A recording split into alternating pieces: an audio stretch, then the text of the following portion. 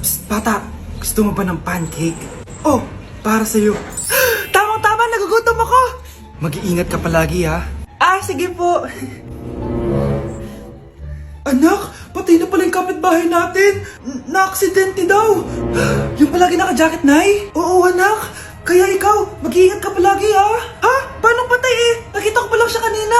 Naku, sinasabi ko sa'yo, anak. Binumulto na naman tayo. Binigyan niya pa nga ako ng pagkain eh. Pagkain?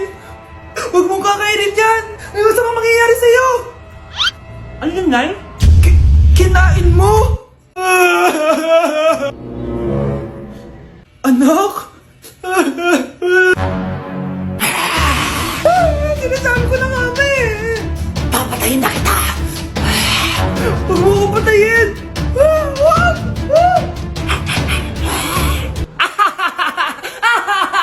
It's a prank!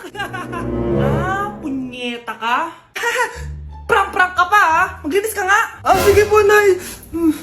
Bilisan mo dyan ha, kundi ko papatayin ko. Nay, baka yan na yung multo.